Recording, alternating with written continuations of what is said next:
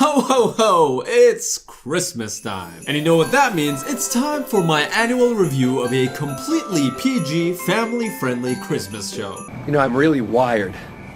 What do you say I take you home and eat your pussy? Santa Inc. is an HBO MAX show about the North Pole version of Seth Rogen, a jolly and slightly obese Santa Claus here to bring joy to children of all colors, races, genders, and sexual orientations. But this Christmas story isn't like any other story, because you see, kids, this Christmas story has someone very special, someone that's considered innovative, a goddess, an entertainer of entertainers. This story features one of the most powerful women in entertainment, Sarah Silverman. I love you, America, from sea to shining sea.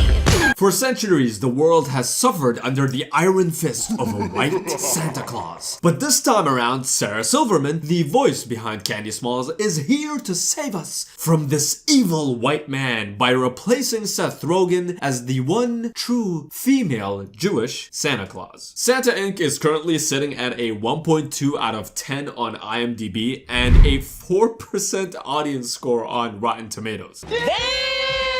After spending hundreds of hours researching and watching this show, I've come to the conclusion that people don't seem to like this show.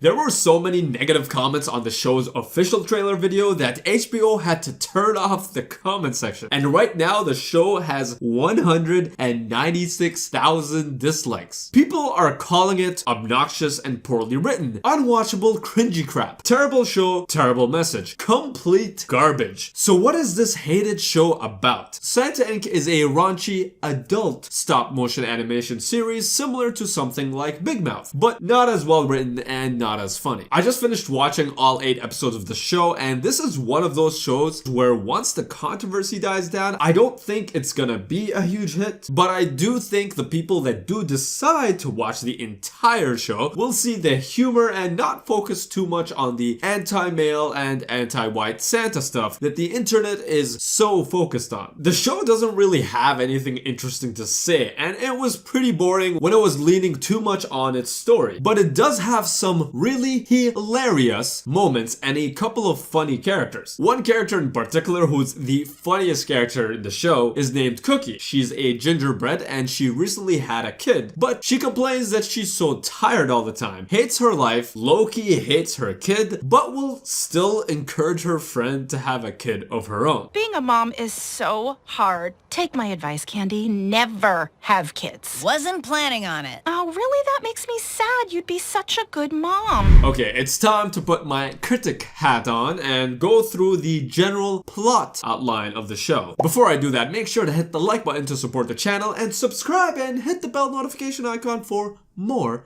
content. The show starts off with Seth Rogen looking into picking the next Santa. Pretty early on in the show, we see that Santa Claus wants to pick Brent as his successor, who in this show is Santa's second in command. This would have made Santa look really progressive because Brent would have been the first black Santa. But Brent decides to work for Jeff Bezos at Amazon instead. I'm not joking, this is actually how the show starts out. Santa decides to potentially choose Candy Smalls instead as the next Santa. Literally because she's a woman and Jewish, which would still make him look really progressive to everyone else. The first woman successor. Candy's a Jew, too. She checks off 2 boxes, woman and Jew. The show's ridiculous premise did a great job of hooking me in. At this point in the show, I was still trying to figure out why people hated it. To me, this idea of Santa trying to be progressive was mocking Hollywood's need to make more progressive movies with strong female characters. Because, as you know, back in the day, movies never had any strong female characters like Uma Thurman in Kill Bill, Jennifer Lawrence in Hunger Games, Trinity in The Matrix, the entire core cast of Charlie's Angels, Jodie Foster in like a million movies, including Silence of the Lambs and Contact, and Gillian Anderson in The X-Files, just to name a few. So it's great that Hollywood has shifted from their old school mindset, and instead of giving us movies with just male characters as the heroes, which they've always done, we've now shifted into having women in stronger, more important roles than they did before. At least that was my interpretation of the show's premise. Clearly, the internet thought otherwise. Candy Smalls, who's being played by Sarah Silverman, then spends the next few episodes proving herself to the board, which is a group of old men, that she's worthy of becoming the next Santa. At one point in the show, Santa and the board are all slapping each other's dicks as part of an inside joke that Candy Smalls just can't be a part of since she's a chick. Because this is how guys act when we're just hanging out amongst ourselves. We just slap each other's dicks like a priest does to a 12-year-old boy. But later on, Candy Smalls ultimately sacrifices who she is, loses her friends, and loses her family as she tries to fit in and become one of the guys. The show seems to start off with the very woke message of men are holding women back, which understandably turned off a lot of people, but it does eventually shift in a different direction where Candy Smalls turns into a terrible human being and sacrifices so much of herself to get the title of Santa Claus. She can't blame men or anyone else for her own fuck-ups and has only herself to blame. You wouldn't see that part of the show though if you just end up watching the first 1 or 2 episodes, or like most people, you ended up just joining the review bombing of the show after just watching the first trailer. Here's the thing though, towards the end of the show, Santa Inc. takes a completely different direction. In the last episode, the show isn't really about Candy Smalls trying to be Santa anymore. It's about Santa being corrupt because he's not treating his employees fairly, not giving them their pensions, and not giving women paternity leave. And because of this, the employees decide to organize a walkout. I want to make it clear that it's entirely possible that I wasn't paying enough attention. It's entirely possible. But I don't remember anything about Santa mistreating his employees at any point in the show. This all kind of came out of nowhere to me. It seems like they just decided to add in a walkout because that's the trendy thing millennials do nowadays. Yes sirree, that'll really connect with our audiences. If this seems confusing to you, that's because it is. I feel a bit mixed on the show. On one hand, I'm glad that people are tearing it apart for trying to be woke and the whole all men are idiots message that the show seems to try to get across sometimes. My New Year's resolution is to find out if those titties of yours are as pointy as your ears.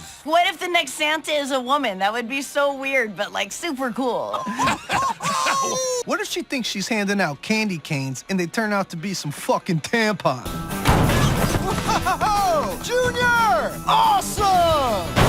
Hey, watch it, you random bitch! On the other hand, the hatred that people have for the show is very exaggerated. I've read a bunch of reviews and impressions online, and it's almost like someone reviewing a movie after only watching the first 10 minutes. That's my thoughts on the show, but who cares what I think? What do you guys think of Santa Inc? Is this your cup of tea? Let me know in the comment section below. Thank you guys for watching, and I'll see you in the next one. Peace out.